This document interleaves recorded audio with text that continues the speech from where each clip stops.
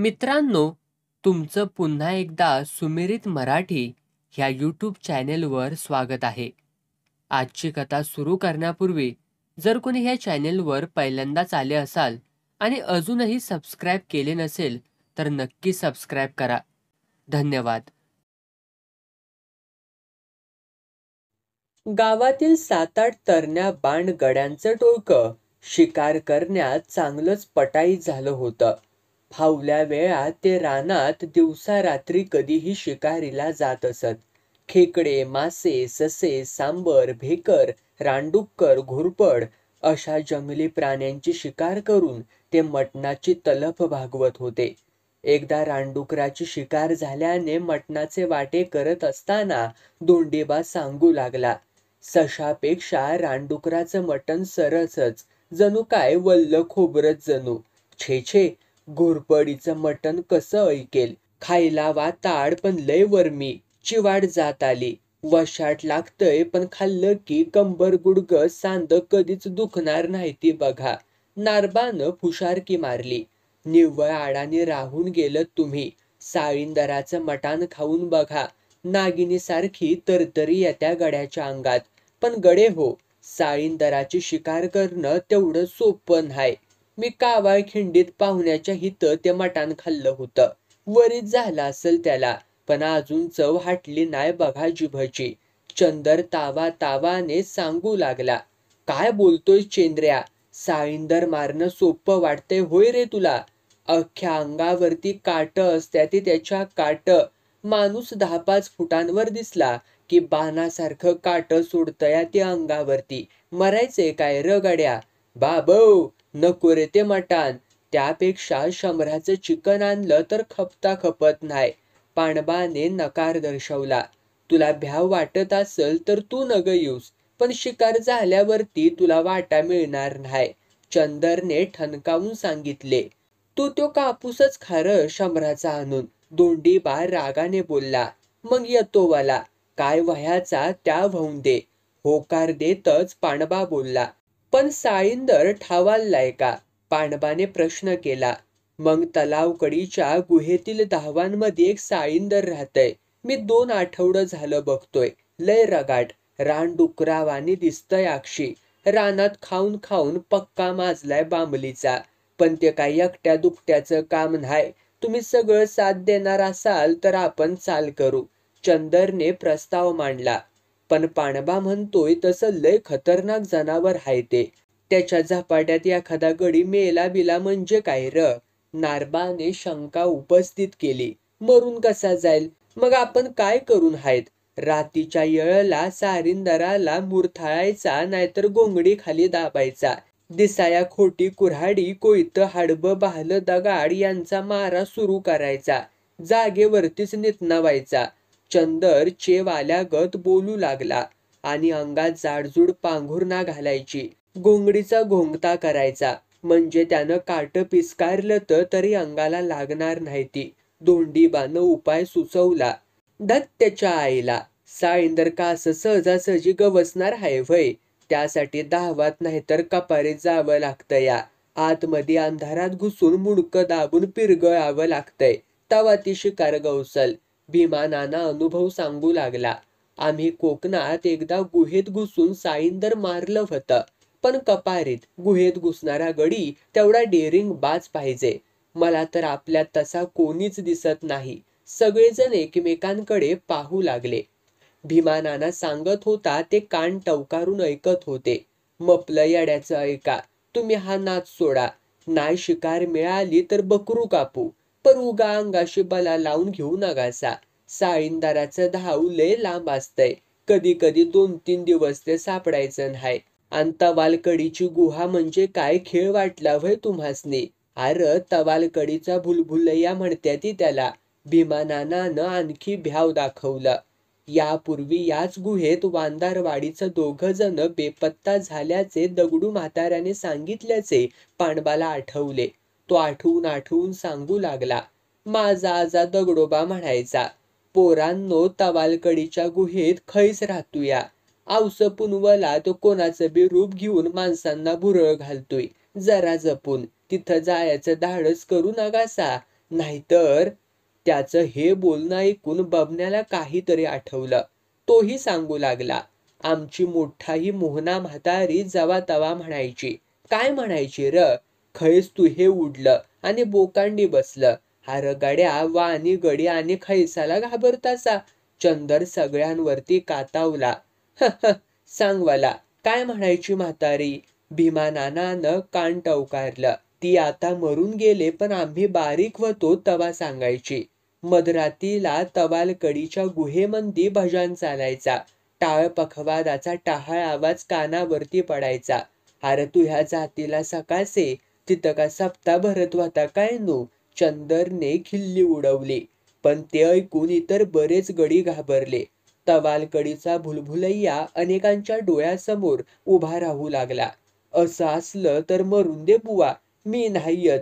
तुकानाना पुटपुटला. अरे तू ह्या आईच्या गडी मटान खातो पितळी भरून आणि नुसत्या बाता ऐकूनच घाबरतोयस. बांगड्या बांगड्या हातात ने. चंदर त्याच्यावरही भडकला. तसा तो माग जाऊन गपगुमान बसला. तेवढ्यात भावड्याला काहीतरी आठवलं. तो सांगू लागला. आमच्या महाद्या बाबा सांगायचा. तवालकडीच्या गुहेत जावया पडता पडता भूता आरोळ्या ठोकत्या ती. आणि कवा कवा तर त्या धावातून नुसता धूरच बाहेर येतोया. मंका भूता घेता गांजा बिंजा वडित्यात काय नू? चंदरने त्याचीही खिल्ली उडवली. मात्र भावड्या सांगतच होता. तिथं गेलेला गडी परत येत नाही म्हणतात. गडी गेला म्हणजे मेलाच म्हणून समजायचा. ते ऐकून सगळेच हबकले. सगळ्यांचीच घाबरगुंडी उडाली होती. मात्र चंदरच्या मनात जिद्द कायम होती. तो भुताक येताना घाबरत नव्हता. तो तरुण रक्ताचा ताज्या दमाचा गडी होता. ताव तुगारून तो मोठ्या हिमतीने बोलू लागला. छे छे, आता माघार घ्यायची नाही. साळींदराची शिकार करायचीच. आपण का बांगड्या भरल्यात या व्हय? वाघ समोर दिसला तर टरटरा फाडीन त्याला. तुमच्यात नसल डेरिंग तर मी जातो गुहेत. धोंडी बानी नारबा तुम्ही माझ्या सोबत चला. तिघच जाऊ. असं म्हणत चंदर तयार झाला. व्हय व्हय, आता साळींदर मारायचंच.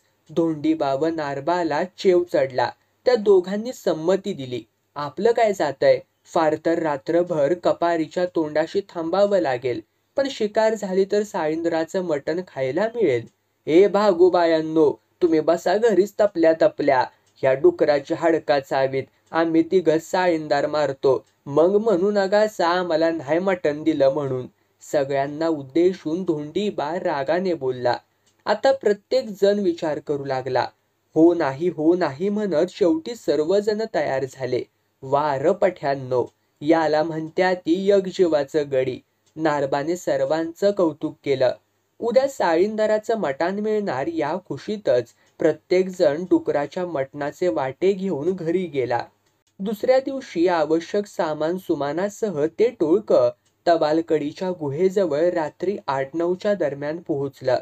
प्रत्येकाजवळ बॅटऱ्या, पाण्याच्या बाटल्या, 2 दिवस पुरेल एवढी चटणी भाकरी बांधून त्यांनी सोबत आणली होती. तवालकडीची ती गुहा रात्रीच्या अंधारात भल्या मोठ्या अकराळ विक्राळ राक्षसाने तोंड वासून धरल्यासारखी दिसत होती. घुबडांचे घुतकार, कोल्ह्यांची कोल्हेकुई आणि रातकिड्यांची किरकिर कानावरती पडत होती. त्या भयंकर आवाजाने अंगावरती शहारे उठत होते. मनातून प्रत्येकाला भीती वाटत होती. पण सांगणार तरी कोणाला? वेळ न दवडता चंदर, धोंडीबा व नारबा तिघे जण 3 धावांमध्ये घुसले. सोबत पाणी, भाकरी, कोयते व हाडबे होते. पांडबा, बबन्या, भावड्या, भीमानाना व तुकानाना तोंडाशी झुडपात लपून बसले. भयान रात्र. चित्रविचित्र आवाज कानी पडत होते. भीमानाना सगळ्यांना धीर देत होता. डोळ्यात बोट घातलं तरी समोरचं दिसत नव्हतं. शिकारी पुढं आता सगळं भय पळून गेलं होतं. रात्रीचे 12 वाजले, 2 वाजले. पहाटेचा कोंबडा आरवला. पण गुहेत गेलेल्या गड्यांचा तपास नाही. पांडबा व भीमानाना व इतर गडी गारठून गेले. चिलटांनी चावून अंगाला खाज सुटली होती. अंगावरती पुरळ उठले होते. गडी शिकार घेऊन आत्ता येतील, मगच येतील या आशेने वाट पाहून ते थकले होते. तेवढ्यात बॅटरी मिचकावीत नारबा बाहेर आला. त्याच्या हातापायांना बरेच खरचटले होते. अंग मातीने माखले होते.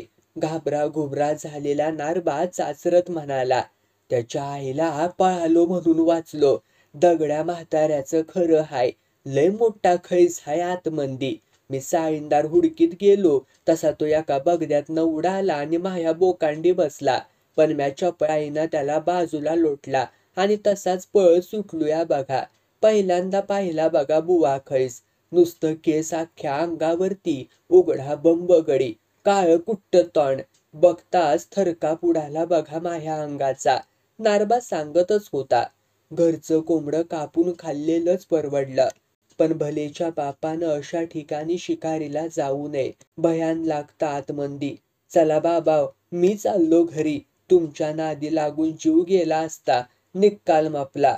भयभीत झालेला नारबा सांगत होता, अरे थांब जरा य. त्या दोघांना तरी येऊ दे का नको र. तुकानानाने त्याला धीर दिला. त्यांचं कुठं सांगून होतं या नाही. तोच धोंडीबा लंगडत लंगडत बाहेर आला. तेव्हा बराच उजेड आला होता. त्याच्याही गुडघ्याला हातापायांना खरचटलं होतं. तो मोठ्याने हसत म्हणाला, अरे नाऱ्या, मी तुला आवाज देत होतो. गुहेत लपून बसलेला मोठा वांदार तुझ्या अंगावरती उडाला आणि पलीकडच्या बाजूला गेला र.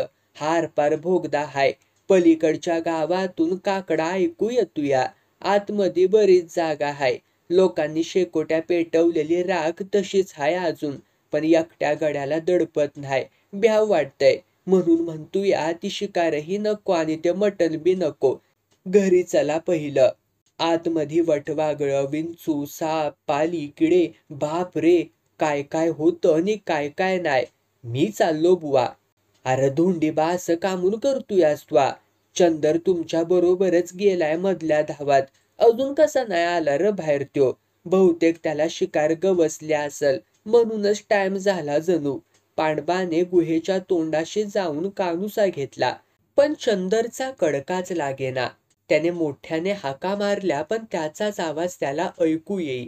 आता तर उन्ह पसरू लागली, पण गडी काही केल्या बाहेर येईना. सकाळचे 9 वाजले. चहा नाश्त्याची वेळही टळून चालली. गडी वैतागले. त्यांनी पुरचुंडी सोडून भाकरीचे तुकडे तोंड न धुताच चावले व पोटाची आग मिटवली. दुपारचे 12 वाजले, 2 वाजले, तरीही चंदर काही बाहेर येईना. भीमानानाला आता भलतीच शंका आली. तो चिडला होता. गड्यांना म्हणाला, मी गुहेत जाऊन चंदरला घेऊन येतो. तोपर्यंत हितच बसून राहा. मोठ्या हिमतीने तो गुहेत घुसला, पण सगळीकडेच अंधार, उग्र वास, अनेक बोगदे. कुठे जावे, काय करावे काहीच कळेना. त्याने मोठ्याने आवाज दिला, पण उपयोग नाही. सायंकाळचे 5 वाजल्यावर तो भयभीत होऊन बाहेर आला. त्याची शंका बळावली. तो गड्यांना म्हणाला, गड्यांनो, जे व्हायचं ते झालं. मी पहिल्यापासून सांगत होतो, पण कोणीच माझं ऐकलं नाही. आता शहाणे असाल तर रातीचा फायदा घ्या आणि डायरेक्ट सरान रचा. अटॅक येऊन चंदर गेला अशी गावात बोंब उठवा. त्याची घोंगडी हितच हाय, तीच सरणावर ठेवा. आदभुताटकीनं त्याची शितडी वाट्याला येऊ दिली नसल. नारबा आणि भावड्या, तू त्यांच्या घरच्यांना समजाव. उगा बोभाटा नको. उद्या पोलिसांना कळलं तर पंचनामा होईल आणि आपल्या सगळ्यांना जेलात जावं लागल. नारबानं व भावड्यानं ते काम चोख बजावलं. इतरांनी गावकऱ्यांची समज काढली. रात्रीचा फायदा घेऊन त्यांनी सरणाला अग्नी दिला. सरण जळालं व भीमानाना श्रद्धांजलीसाठी उभा राहून म्हणाला, गावकरी मंडळी, जे घडलं ते अघटित घडलं. अचानक असा तरणा गडी जाणं सगळ्यांना चटका लावणार आहे. पण मरण कोणाच्या हातात नाही हेच खरं. असो, धोंडीबाच्या पोराचं लगीन परवा असल्याने उद्याच चंदरचा दशक्रियाविधी याच ठिकाणी होईल. नातेवाईक व पाहुण्यांना तोंडी निरोप द्यावा. चंदरच्या आत्म्याला शांती मिळावी म्हणून सर्वांनी 2 मिनिटे उभे राहा. अशा प्रकारे दुःखद अंतःकरणाने मंडळी हळहळत घरी गेली. दुसऱ्या दिवशी शोकाकुल वातावरणात त्याचा दशक्रियाविधी सुरू होता. एकीकडे माणसांची रडारड सुरू होती, तर दुसरीकडे प्रवचन संपून मान्यवरांची श्रद्धांजलीपर भाषणं सुरू होती. ती संपल्यावर भीमानानाने सामूहिक श्रद्धांजलीसाठी सर्वांना डोळे मिटून 2 मिनिटे स्तब्ध उभे राहण्याची आज्ञा दिली. दुःखित अंतःकरणाने प्रत्येक जण डोळे मिटून उभा होता. तेवढ्यात चंदरचा मुलगा लख्या मोठ्याने ओरडला, पप्पा आले, पप्पा आले. कोणालाच काही समजेना. अनेकांनी डोळे उघडून पाहिलं तर समोरून चंदर फाटक्या व मळक्या कपड्यांसहित मेलेले साळींदर खांद्यावर घेऊन येत होता.